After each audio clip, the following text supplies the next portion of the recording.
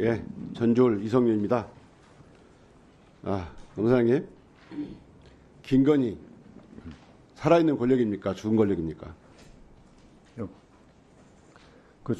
제가 답변할 만한 질문이 아니라고 생각합니다. 왜 답변을 못해요? 아니 그 부분이 어떻게 제가 그건 평가의 문제라고 생각합니다. 평가도 못합니까? 국민들은 김건희에 대해서 사실상 대통령이니 이런 평가를 하고 있습니다. 그런데 제가 아침부터 계속 지금 국감을 보고 있는데 후배님들 정말 제가 부끄럽습니다. 저는 이 방송을 본 전국에 있는 후배나 전직 또는 전직 국민들하고 저한테 문자가 많이 왔어요. 아니 근데 그 부분은 계속 그렇게 말씀하실 건 아닌 것 같습니다. 제가 제대로 사건을 제가 안 물었잖아요. 제가 사건을 제대로 처리했다는데 왜 자꾸 부끄럽다고 얘기를 하십니까? 내가 부끄럽다고요. 왜 저를 부끄러운 사람을 자꾸 만드십니까? 도대체 그래서 내가 부끄럽다고 생각하는 겁니다. 아니 살아있는 권력에 대해서 기소해놓고 이렇게 아침부터 침임하도록 기소가 정당성을 주장했으면 국민들이 좋아했을 거예요. 아, 검찰 잘한다 했을 거예요.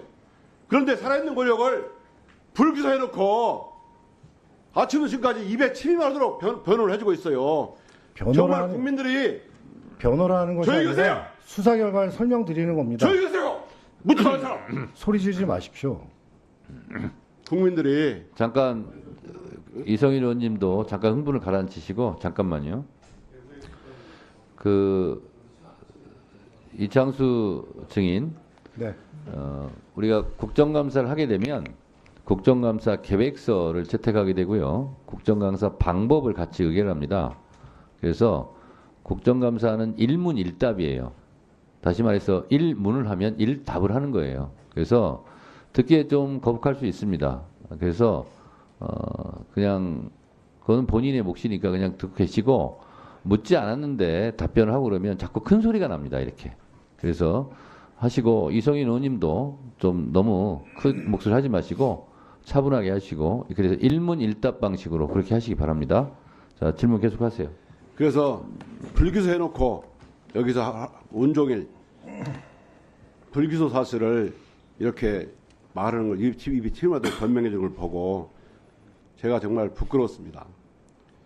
정말 의원들이 묻거나 누가 물으면 불기소 이유 보십시오 라고 하면 될 일을 갖다가 뭐 하나하나 다 쫓아와가지고 설명을 하는 걸 보고 검찰이 이렇게 된다. 저 같으면 검사는 수사 결과를 말합니다. 불기소장, 공소장으로 말합니다. 그거 기록 보십시오 라고 말했을 것 같아요. 그러면 검찰의 수사 결과가 영원합니까? 아까 우리 이 위원장이 말씀하신 것처럼 BBK, 전두환 내란음모 사건, 그리고 권인숙 부천 송고문 사건, 그리고 탁헌이 억하고 죽었다. 이게 모든 게 다 국민들이 믿지 않을 때는 진실이 밝혀졌어요. 오죽하면 오늘 이 결과를 보고 처외 복권이란 말이 나오겠어요. 예? 자, 이번 결과로 대한민국의 사법 질서가 김건희 앞에서 무너졌다고 평가하고 있습니다. 그럼 검찰이 얼마나 수사를 했습니까? 2021년에 기소할 당시 기록이 제가 알기로는 약 24,700쪽 정도를 알고 있습니다. 그 이후에 얼마나 더 수사를 했습니까? 구체적으로 몇 쪽 정도 더 기록이 늘어났습니까? 제가 몇 쪽까지는 확인해서 말씀을 드리겠습니다. 다만 지금 등장하고 있는 시세조종 주범들, 참고인들 상당 부분을 조사했습니다. 몇 쪽 정도 늘어났습니까? 그건 확인해서 말씀드리겠습니다. 그러면 검찰이 2022년 3월 이후에 2024년 10월까지 2년간 무엇을 했는가 궁금합니다. 그래서 그걸 몇 쪽을 했는지 할 수 있으면 기록 목록이라도 내십시오. 왜냐하면 국민들은 검찰이 보도자료를 보고 싶은 게 아니고 진실을 보고 싶어 해요. 검찰이 기소하지 않고 나중에 공소시효가 완성돼서 끝나면 그 기록은 영원히 햇빛을 못 보게 됩니다. 우리 국민들 그걸 궁금하게 생각해요. 아까 말한 이상 공격 고래, 이상거래 경고 보셨죠? 네. 항소심 판결문 58쪽과 177쪽에 나옵니다. 제가 거래세 확인해 보니까 이상 거래 경고가 계좌주의에 나간다는 거예요. 그러면 이 177쪽에 나오면 이종호 등이 이 사건 범행 기간 동안 지속적인 시장 개입으로 경고를 받았다고 돼 있어요. 그러면 이 계좌주의에 계속 경고를 가면 적어도 이종호나 그리고 관련된 계좌주들이 계속 통지가 갔을 거라고요. 그러면은 권오수랑 다 연락이 있는 겁니다. 어떻게든지 연락이 됐다는 증거가 확보될 수가 있어요. 그러면 이 사건 이상거래 경고는 아까 확인했다고 그러는데 누구한테 확인했습니까? 그 부분은 제가 누구한테 확인했습니까? 수사 과정에서 아니 누구한테 확인했냐고요? 그 수사 과정에서 김건희한테 확인했습니까? 아니면 네. 그건 제가 정확하게 확인해서 말씀드리겠습니다. 그 기록 목록하고 기록 면수하고 누구에게 확인했는지 정확하게 말씀해 주시기 바랍니다. 저는 정말 오늘 이 자리를 빌어서 정말 너무 부끄러움을 느끼고 정말 내가 후배들하고 항의를 받고 또 여러 후배들을 보면서 제가 검사 생활하면서 이런 생각을 누가 저한테 말해서 이런 얘기를 저한테 해줬어요. 정말 호적을 파버려라. 우리 호적을 파버리고 싶다 이런 말을 들었어요. 저는 이 말이 너무 공감이 가. 여러분들 보고 살아있는 권력을 누가 봐도 살아있는 권력이라고 보는 김건희를 불기소해놓고 여러분들이 이렇게 변호를 하는 걸 보고 국민들이 어떻게 분통하는지 여러분 부끄러우십시오. 저 정말 호적을 확 파버리고 싶어요. 예? 그리고 다음 보십시오. 답변을 좀 드려도 되겠습니까? 답변 안 해도 됩니다. 이렇게 처해보고 말이 기자회견이 나오고 있습니다.